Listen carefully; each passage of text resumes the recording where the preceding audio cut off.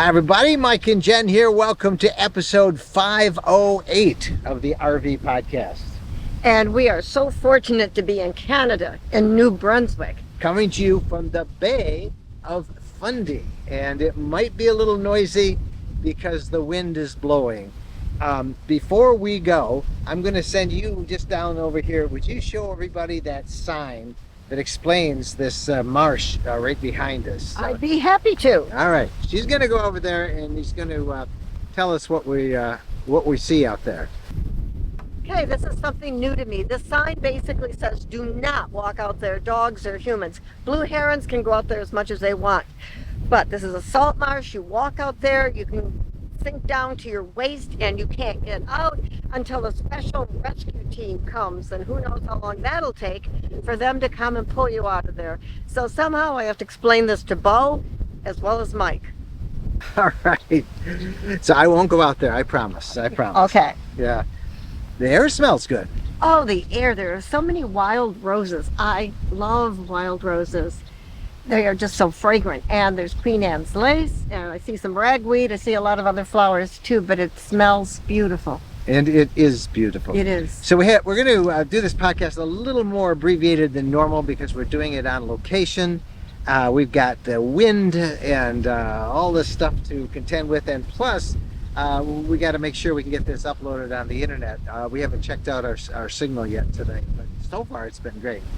We've got a lot to talk about. The terrible wildfires out west. They have been amazing. The smoke from those is coming all the way to the east coast.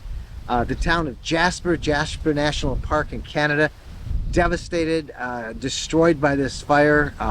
It's horrible. It's like last year we're seeing these fires a big deal.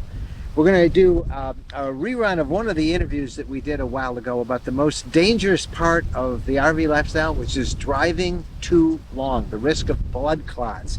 You'll hear about that coming up. And we've got the RV news of the week and a lot more. But we are well on our way now to our fantasy RV tour of the Maritimes. And we've had a lot of you ask questions about it, and we will answer those in the question of the week segment coming up at the end of the podcast.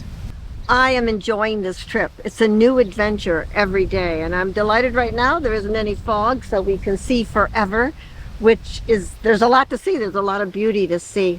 Every day, I can't wait to get up and see what we're going to see. Yeah, it's great. So we are here for 27 days, and it's been awesome. This has been on our bucket list for almost since we started RVing back 12, 13 years ago, right? Yeah, you've been talking about the Maritimes for such a long time, because we've been to Alaska, but we hadn't been to this part of the world. And it's great. It's been awesome. These are pretty much all followers of the RV lifestyle. If you have been watching our Sunday night Ask Us Anything, we've been doing live Sunday night Ask Us Anythings during the middle of this tour. And we are having so much fun getting to meet new people. There's about a little over 40 of us on this tour. Mm-hmm. And as I say, we'll answer a bunch of questions about what an organized RV caravan tour is like a little bit later. Hey, a quick announcement about our ebooks. We have updated all of our Florida ebooks. I know a lot of you are planning your winter travels and planning on headed to Florida soon. As soon as the weather changes in the fall. If you haven't picked up our books, please do so. If you've already bought one, you will have gotten an email already about how to get the new updated version. But we have a Florida bundle available, and we'll put a link to it in the description. All right, when we come back, the social media buzz. So stay with us. After countless nights on the road, we have finally found the ultimate comfort solution for our home away from home, our RV mattress from rvmattress.com/RV lifestyle. Now let me tell you, this is a game changer. Everybody knows that the stock mattresses that come in an RV are not great. And whether you are a weekend warrior or a full-timer, you deserve better sleep. RVmattress.com has 22 plus size options, 5 height options, and 3 firmness options, so you are bound to find something that fits. Jennifer and I got the signature hybrid mattress in Queen with the cooling cover, and we love it. It truly has us sleeping just as good in the RV as our house. In fact, so good, we actually got another RV mattress for our sticks and bricks house. Now, swapping out the uncomfortable old stock mattress for our new RV mattress was easy. It shipped from Arizona for free in a box. We brought it into the RV and never looked back. This RV mattress is plush comfort, the best sleep we've ever had in an RV. Every night feels like a luxury retreat, and we highly recommend upgrading your mattress at rvmattress.com. Trust us, you will not regret it. And if you use the promo code RV Lifestyle, you'll get a really nice discount. Again, go to rvmattress.com/RV Lifestyle. Welcome back, everybody. And now it's time for Wendy Boyer to talk about the social buzz, what everybody's been talking about this past week on our social media. Hi, everybody. Over in our RV Lifestyle Communities campground space, we recently asked, what is your favorite campground and why? And I just love these kinds of posts because you always hear of all these wonderful campgrounds you never knew about before and get ideas. And this post was just like that. It didn't disappoint. So there were lots and lots of good suggestions, but a couple of my favorite included one from Dennis. He recommended the Catherine Abbey Hanna Park near Jacksonville, Florida.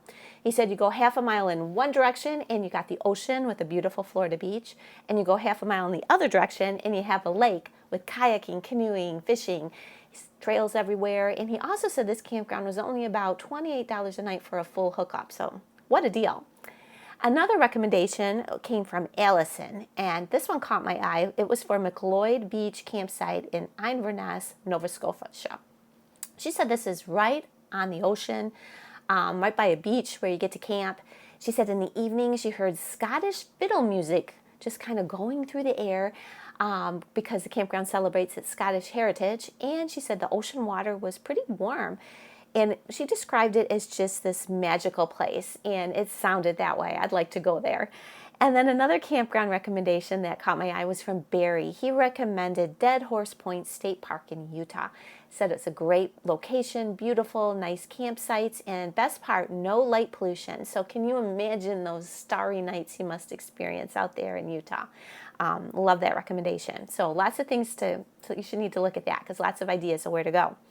Also in our community, in the RV cooking exchange space, we had a great post not that long ago from Tina. She shared an excellent tip about investing in a food vacuum to save room in your RV fridge. And then she shared a picture of romaine lettuce and broccoli that she had, vacuum tight, and it looked like it would save a lot of space and keep things fresh. Many people asked what she bought. Sounds like it was a food saver machine.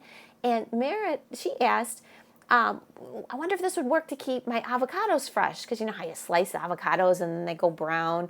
And so get this, Tina said, I'll find out. So she got an avocado, she sliced it up, she put it through her machine, and then she took a picture 4 days later and it looked fresh and wonderful. So what a great tip. Thanks for sharing that, Tina. And then over in our RV Lifestyle Facebook group, we had a recent post from Kathy. Now, Kathy found a fifth wheel she really likes, but, and this is a big but, it has a salvage title. So she asked the group what their opinion was of buying a rig with a salvage title.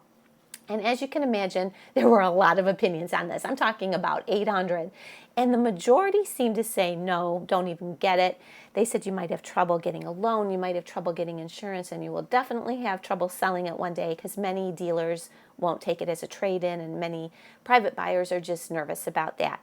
But sprinkled in all these no's were a lot of people who said, not so fast, this might be a good deal and it might be a way to save a lot of money.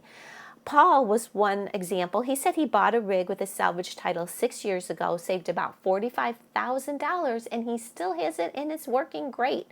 The common thread seemed to be you need to find out why it has this salvage title. Was it from something like a hurricane?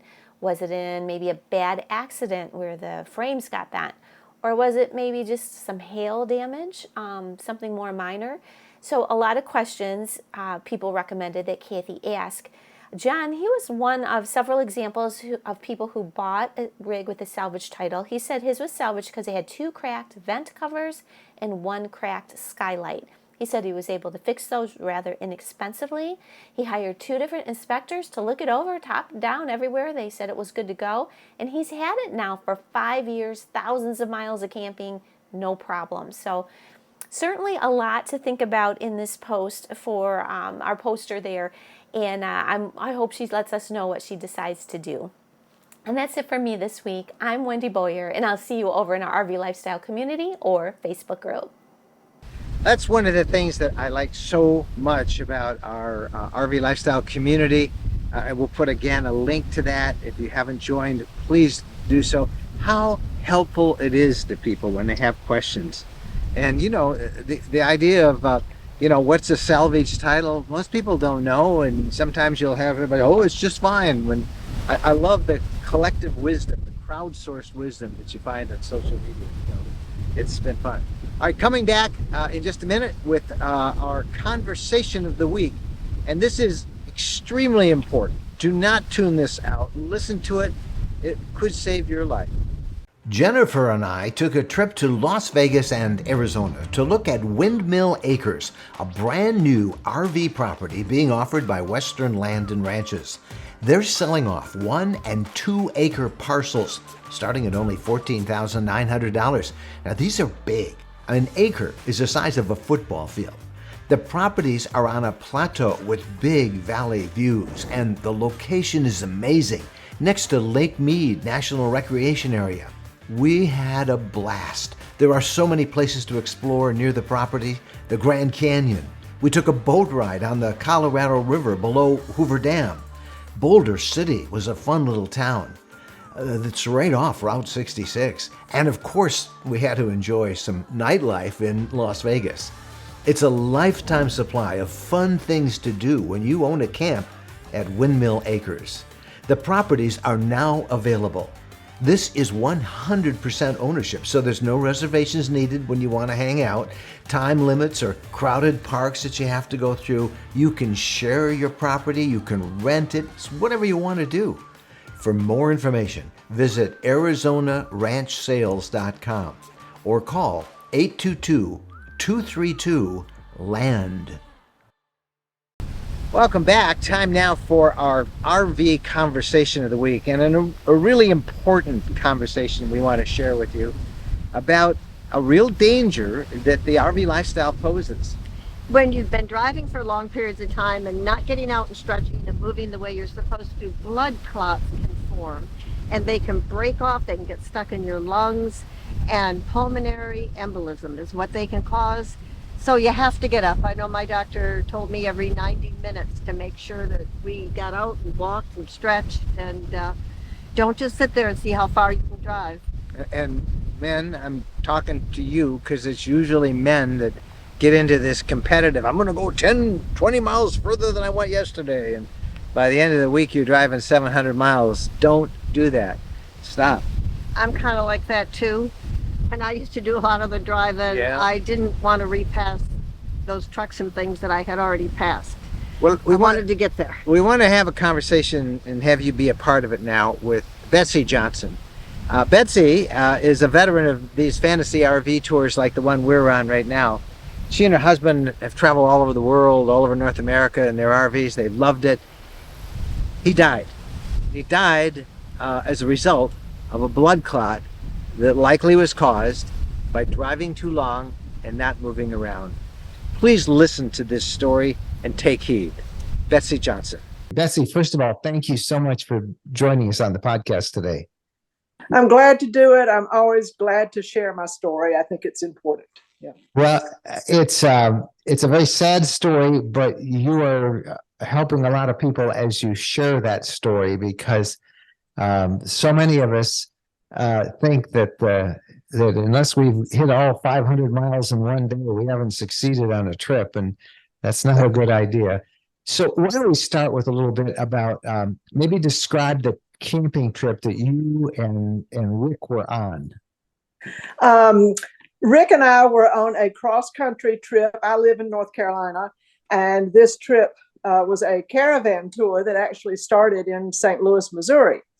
And so before the caravan even began, we had already traveled approximately 1,000 miles to get to St. Louis.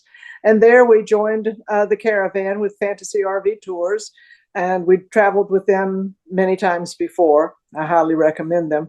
And so the trip that we were on went from St. Louis to Oregon, following the trail of Lewis and Clark. And generally you would go, 100, 150, maybe 200 miles a day.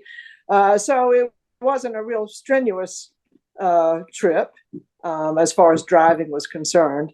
But still, over, if you drive several hundred miles a day, and I think maybe his pride, I don't know when you're going to say he basically dropped dead.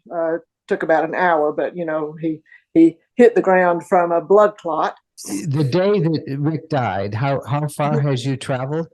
On that particular day, we had done 240 miles, and so not that far. Yeah. But you had been traveling cumulatively a number of days, right? Yes, we were on the 13th day of the caravan tour, but prior to that, we had traveled probably 3 or 4 days, the 1,000 miles to get from North Carolina to St. Louis. So it had been a week plus of mileage, which adds up. Exactly, yes. So you arrived at the campground. How was Rick feeling? Was there any indication that something was wrong? When did you say, wait, something's not Rick? We had no warning ahead of time. And that day we had traveled, like I said, about 240 miles to Bismarck, North Dakota. And when we arrived there, we were in a Class C, by the way, a Class C on a Ford chassis. And when we arrived in Bismarck, he got out and we unhitched the tow car, and then he started doing the hookups. And I was, I went inside to get things ready in there. And after about 4 or 5 minutes of doing hookups, he came in and he said, "I just can't breathe." And then the next thing, he just kind of sort of started panting. And I said, "Well, it's really hot outside and you're trying to do everything too quickly. So let's just slow down. We're not in a hurry." And he sat down at the table and was just panting. And I said, "Why don't you just go lie down for a few minutes?" And he went in and laid down on the bed for just a few seconds. And he sat up and he said, "There's something wrong. I just can't breathe." And by then he was starting to get really agitated. If you can't catch your breath, you get agitated. And so I ran to the RV park office and asked them where the closest emergency care center was. And it was just a mile or two away. I never did call 911. Fortunately, we had already unhitched the car. And so we got him in the car, and he was just panting like a dog, just panting. And I took him to the emergency clinic. And as soon as he walked in there, he basically collapsed. Although, he was still breathing, but he basically collapsed. And they immediately diagnosed what the problem was. I think they knew immediately what the problem was, and they called an ambulance. I think they had already called an ambulance before I even went back in the room with him. And the ambulance came and took him to the hospital. I followed along in the car, and he actually died 2 or 3 times in the ambulance. They revived him, and so once we got to the hospital, they put me in a waiting room and they worked on him for probably 20 or 30 minutes. And the doctor came out several times and told me what was going on. And then the last time he came out, he said, "We have revived him several times, and we could keep doing this, and it's possible that we could save his life. But I'm afraid that if we do that, he might have brain damage if he doesn't already." And Rick and I I always knew that is not the way anybody wants to live, with brain damage. And so I said to the doctor, "Then you just don't do anything else. That's it." And the people at the hospital were very compassionate. I couldn't have had a better charge nurse. I couldn't have had a better doctor. He explained to me once Rick they still had him alive on a machine, but by the time I went back there, he was pretty much gone. And I asked the doctor, I said, "If I talk to him, will he know what I'm saying?" And the doctor said, "Well, we can't really tell, but you have to think that he does. And so I talked to him for a minute or two, and then I nodded at the doctor, like, let's just go ahead and turn the machines off, and they did. And then after that, I asked the doctor some questions, and we talked a little bit about Rick's history and what we had been doing and so forth.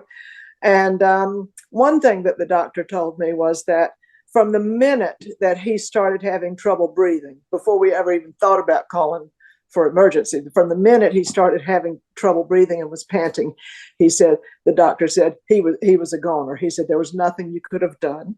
And he said, even if you'd called 911, he said, you did the right thing by getting him here as quickly as you could have. To call 911 wouldn't have done any good.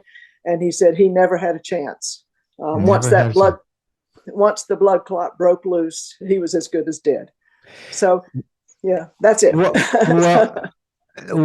what a shock that must have been. And since then, you have, I know, made this a sort of a cause for you. Now, looking back with the knowledge you have, and for RVers who are planning their summer travels now, what's the best advice that you have learned that you would give them about traveling and driving long hours? Several things. First of all, you are never promised tomorrow. Don't put off till tomorrow what you can do today. So if you enjoy traveling, go ahead and do it. If you can retire early, do that. I'm so glad that Rick retired. He was 72 years old when he passed, but he had retired early, and we had done a lot of traveling. So, don't put it off. Go ahead and do it, because you're not promised tomorrow. And Rick and I we didn't have any children. And so we had, I guess maybe we had more time than other people do. I knew exactly what he wanted, as far as, did he want to be an organ donor? Did he want to be kept alive on machines? We had talked about all those things, and I knew all of that. And so I think that's important, to have an open and honest talk about what you would want if something like that happened. And it is very important. Don't put it off. Have your will, have your power of attorney, have your medical power of attorney all ready. I didn't have any of that stuff with me. That was another thing that the people that I dealt with on that particular day and the days following were very compassionate. And nobody asked me if I had the authority to say, cut off the machines. I think they just assumed that I did. But I can imagine that you might be some places where they would say, we need to see that paperwork. I didn't have the paperwork with me. So maybe it would be a good idea to carry copies of that kind of thing with you. I did not, but I didn't need it as it happened. Well, let's talk about for a minute the whole issue of a blood clot. This happened because of, why did this blood clot happen? What have you learned? What did the doctors tell you? Well, when Rick and I first started RVing, when we bought this RV, we had taken several classes, at the dealership where we bought it. And one of the things that they told us was, be sure to stop and get out and walk around every couple of hours. And you've heard about people doing overseas flights and things like that, getting a blood clot because you're sitting there and you're not moving and your blood's not moving. And we did that for the first couple of years of RVing. We were, just religious about stopping every couple of hours and walking around. But as you do it more and you become more comfortable, we didn't even think about that anymore. Like you said a few minutes ago, you're thinking about driving 600 miles, in a couple of days. That's too much. We generally tried to keep our distance to about 300 miles a day. I still do that as I travel now. But even at 300 miles a day, maybe we didn't get out and walk often enough. On that particular day, we had driven, like I said, about 250 miles total. But midway through that, we had stopped for lunch.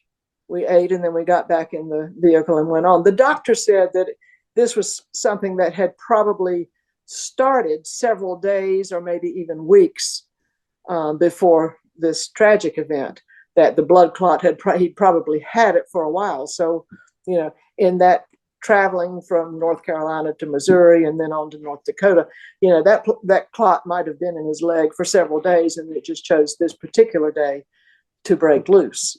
And once it breaks loose, then you're done. But there's another important lesson you learned, and that had to do with your membership in the FMCA. Yes. And in fact, in honor of them, I'm wearing my FMCA shirt here. Well, I cannot say enough good things about FMCA. My experience was we had that membership, and I'll say I think it costs no more than $50 or $60 a year. I think at times they have it on special for $50 a year, and that includes an emergency plan. And so I knew that we had that membership. I think we also had a membership in the Good Sam, which also, maybe has that same kind of thing. But for me, when I got back to the RV park after leaving the hospital, I drove back to the RV park, and nobody even knew that we had gone to the hospital. And when I pulled into the RV park, I saw a couple that I had become friends with over the couple of weeks that we've been traveling with them. I knew them vaguely. And I rolled my window down, and she came over, and she said, "How you doing?" And I said, "Well, I have to be able to say this." I said, "My husband has just died." Well, then, you just have shock. Oh my God, what happened? And sympathy. But then within a minute or two of me telling her that he had died, she said, she said, "Are you a member of FMCA?" And I said, "Yes." And she said, "You have to call them right away." And this was late on a Saturday afternoon. And I said, "Why would I do that?" And she said, "They will take care of everything that you need. They will see to it that you get home." I had a little dog. She said, they'll pay for you to fly home, or they'll pay for a family member to come out here and be with you if that's what you want. They'll pay for your dog to go on the airline.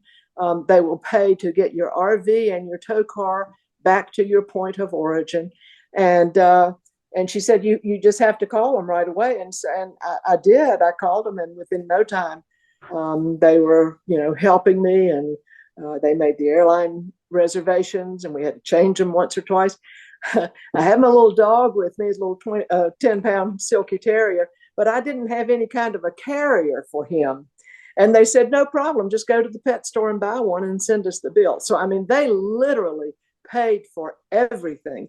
And I'd only been a member for a couple of years, so maybe I'd given them $100 all told. And they spent thousands of dollars on me, getting me home, the dog in the plane with me. Not in the cargo hold. They paid the, whatever it cost to have him right up there with me in the seat. And so they were wonderful to deal with. Well, thank you so much for underscoring to us all the importance of getting out and moving around and not staying behind the wheel in one position for extended periods of time over many days. Yeah, Rick was a pretty big man. He was not. I looked at some of the things that might cause a blood clot other than just drug. And there were things like being overweight and so forth and so on. And but he was tall, and he was big, and so he did almost all of the driving, and he's cramped up in that little seat. And sometimes he'd try to stretch his legs, and he couldn't, but we just didn't want to stop. We just wanted to keep going. So I'm very cognizant of it now as I travel around by myself. I now have a little 21-foot Travato, and I've been cross country, and I've been everywhere. I've been to 48 states in my Travato since he died. And I'm very careful about getting out and walking around. Yeah. I bet Rick would be very glad. Is very glad to know that you are continuing to RV. How often do you personally stop, and for how long? What do you do? What's your routine when you get out of the vehicle after taking a break? Oh, I stop at least every 1.5 or 2 hours, at least that often, probably closer to once an hour. Not so much thinking about that, but just stop to go to the bathroom, or stop to walk the dog, or whatever. And so I'm always cognizant of it. And I never go more than 300 miles a day. That's my absolute limit, is 300 miles. Well, I know you have helped a lot of people with this message, and I thank you for sharing it on the RV podcast. Yeah, well, you're certainly welcome. Thank you for having me. I have to say, after we interviewed Betsy, it has changed the way I drive. I try to stop every hour and a half at the most. And fortunately, you were impacted by that as well, and make me stop if I don't. Oh, I'm a squeaky wheel if you don't stop. So if you travel with somebody, ask them and give them permission to be the squeaky wheel. Set an alarm if you have to. If you're Yes. both competitive and type A types, stop it, not when you drive. Thanks to Betsy again for sharing this story. We talked to Betsy a year or so ago, and I so appreciate her opening up and sharing her experience as a lesson to others. I gotta say, for the first time we were stopped at a rest area and I saw this truck driver and he was running around his rig and shaking his fingers. Yeah. And I thought, man, we all need to do that. I've never seen a truck driver do that before, but good job. Yeah, it is. All right, the RV news of the week coming up after this. Jennifer and I bought some land near Nashville, Tennessee a while back. We got tired of crowded, expensive campgrounds and worrying about reservations. Tennessee is a gorgeous state with friendly people, and it has been such a pleasure. The same developer has some new property near us close to the Natchez Trace and Buffalo River called The Reserve at High Forest. Big properties, 5 to 41 acres. You can build a house, a cabin, or RV year-round. Prices start at only $89,900. Your property, your way, 100% ownership. The scenery in this part of Tennessee is breathtaking, and the property is gorgeous. Garden, landscape, bring your pets, build what you want. There's high-speed fiber optic internet, and it is so private. A great place to make your home base, ready whenever you want it. 5 to 41 acre properties from $89,900. There's even great financing. Check out the site and a video tour at rvlands.net. That's rvlands.net. Welcome back now. Time for the RV news of the week. And once again this year, wildfires are front and center at the top of our news. There are over 100 wildfires going on right now in the Pacific Northwest, in the U.S. and in Canada, and in Oregon alone that's burned over 1 million acres. Well over in the hundreds of thousands of acres now in Washington state as well. The worst fires by far up in Canada, Jasper National Park. The town of Jasper has all but been destroyed by these fires. Thousands and thousands of residents have been evacuated. I read someplace that 20,000 of those evacuated were tourists, many of them RVers.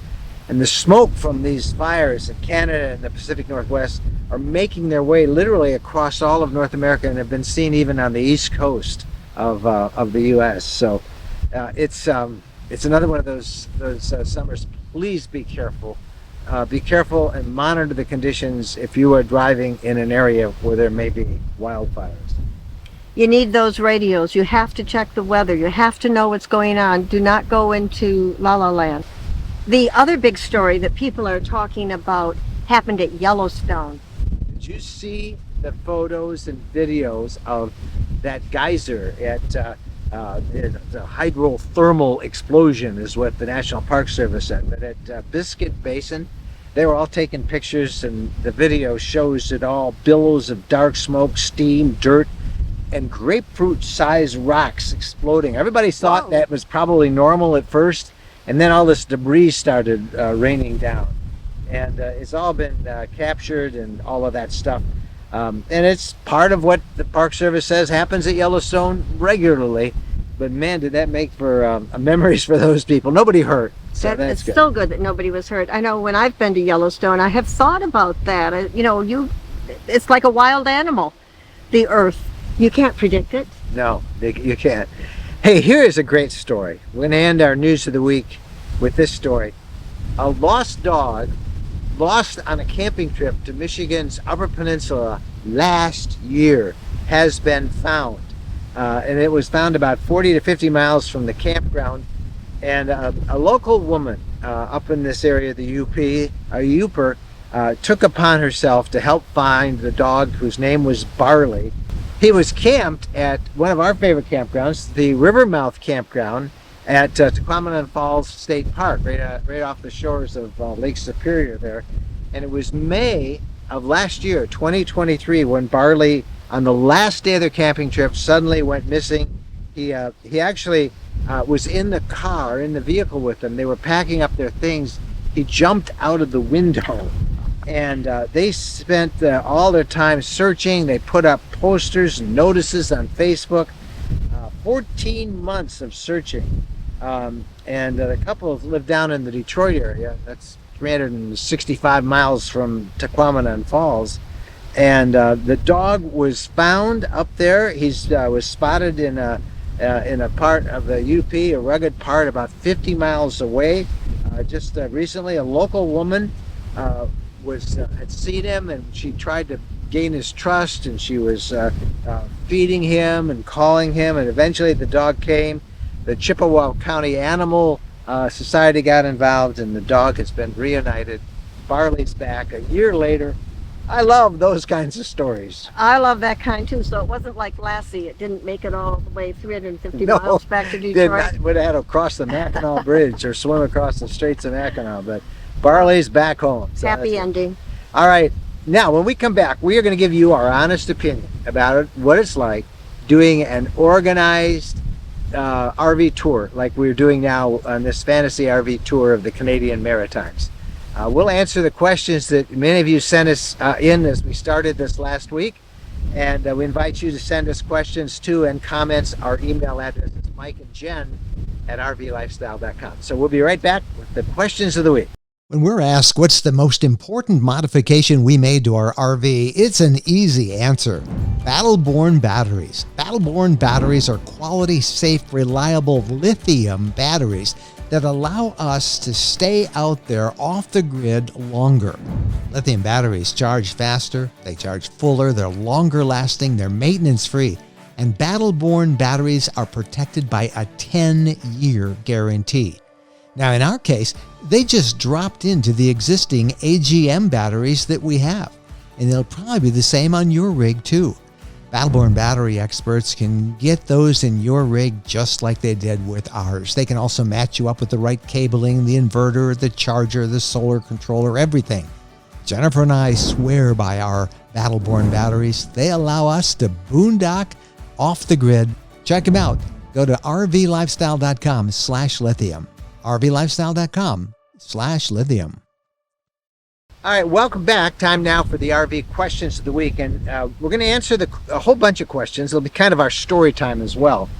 And these are the questions that came in after we started this tour last week. We did a Ask Us Anything, and we talked about it on last week's podcast. And since then, a lot of you have been asking us questions about it. We put them all down, and we'll give you our honest answers right now. All right, the first question is from Jeff, and he wants to know what kind of RVs are allowed in this caravan. Well, I wondered that too, Jeff. We have a fifth wheel. There are 3, I think, other fifth wheels. Ours is 35 feet. There's some that are a couple of really giant ones, 40, 45 feet long. A toy hauler 45 feet and a big fifth wheel bigger than ours.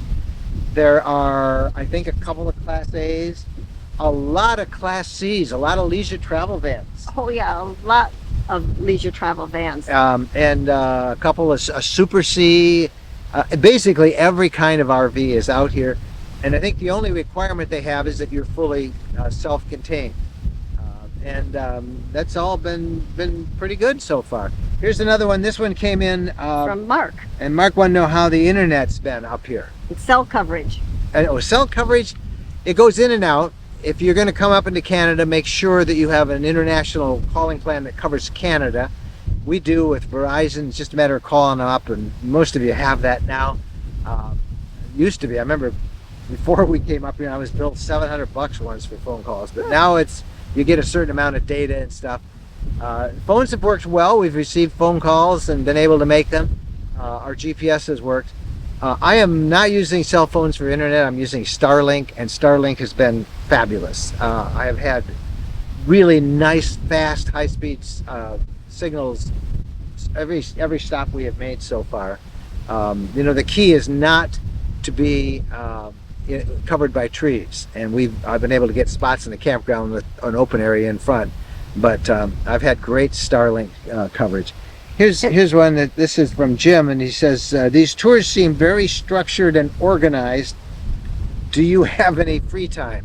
Yes, we do. We do have structure, but then we have free time. You can nap, shop, explore, do whatever you'd like to do. Record a podcast. Yeah. Okay, then we've got. But let's talk about that, because Okay. that was something that really, okay, I'm not a big organizational guy, because we tend to go when we travel, and we travel whenever we want. We're told, you got to get out of a campground that you're in usually by 11, and then you're not supposed to be in the new campground until after 1. Sometimes we've zigzagged and done a little sightseeing along the way. Sometimes we've come straight there. Their feeling is it's your vacation. You can do what you want to do. And there's plenty of time for us to explore and goof around. For me and Jen, we have to do the podcast and some blog reports. So there has to be some time for us to work. And we've been able to do all the events and take care of all that. So it's not hyper organized, not where are you. Typically, they give you lots of free time to do But they whatever do you know want. where you are. They do know where you are. You can't just disappear off the face of the Yeah, earth. yeah. I mean, they want to make sure you're safe. We do have, everybody has the small little two-way radios, the family service radios. We use that going in and out of the campground, sometimes in the campground, where we all want to find somebody to talk or say, hey, come on over a campfire. So it's not like you will be here at this time or else. Lots of stuff. Now, Lacey asked, do they provide all your meals? No, they do not. We've had group meals. Our first night we had a lobster dinner, and last night we had a dinner. There were like 3 different entrees you could choose We from. had a lunch one day up in St. Andrews by the Sea. Yeah. Yeah, I think we've had 3 group meals, and this is day 7 for us. And And today we're on our own. Yeah, that's been really good. Liz says, what happens if you break down or have a problem with your RV? Is there a mechanic along? No, this is kind of like what would happen to you if you broke down on your own someplace else, you got to take care of it yourself. That said, they have at the end, the last people out of the campground are what they call the tail gunners. Yes. In our case, it's Tim and Sherry. They come in last. They come the same route everybody takes. If they spot anybody who has a problem, they're there to assist as best they can. And if you break down, they gave us this fluorescent pink that we tie on our mirror so that they can see us easily. Yeah, and 'cause they know sometimes- that we're in trouble. Because sometimes people will park, in a turnoff or something to go do some sightseeing or take a nap. Yeah. And if you don't, if you have that, you don't have that red thing on, then they're okay. But Tim and Sherry will help you. They'll stay with you until you get help. It's a big assurance. And I should point out that the age of the people on this trip are probably 50s, and I think our oldest is a guy 85, and I think there's an 81-year-old too. And so 50s, 60s, 70s, and a couple of 80-year-olds. The activities are as strenuous as you want. Lots of hiking opportunities. But it's been really good. Been really good. It has been. All right, so let's see. One more that came up. What's the summer weather like up there right now? Marcia asked. Well, Marcia, we are right on the Bay of Fundy, so it's very windy here right now. Hopefully the microphone's not too noisy. We tried to position it behind some shrubs and with the wind behind it, but weather's been mostly good. When we first arrived, it was so hot. I thought I was going to escape the heat coming up here, but man, I thought it was going to melt. And then it got cloudy and fog for a couple of days when we were in St. Andrews. And St. Andrews is so beautiful. It's like I want to go back and go to Minister's Island, but it was still fun. It was a different kind of mystic beauty. We had one day that it was 69 was the high. Every other day it's been in the upper 70s or low 80s. Right now, the temperature is 80 degrees. Just a quick note though, there is a lot of fog. Like we wanted to take some scenic shots coming into the Bay of Fundy area here today, but you couldn't see anything out there because this is the North Atlantic. The water temperature is in the 40s. And when the air temperature is in the upper 70s or 80s, there's fog. And so there tends to be a lot of fog every morning, and it comes in later at night if you're on the coast.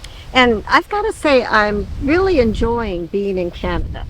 We don't get to Canada that often, and I'm finding the people very helpful and nice, and I'm enjoying the grocery stores, the food. Everything has been good. So send us your questions. We'll answer them as best we can. Stay tuned. We're updating all this stuff on social media as regular as we can. Thank you guys so much for watching, and we'll see you down the road. Happy trails!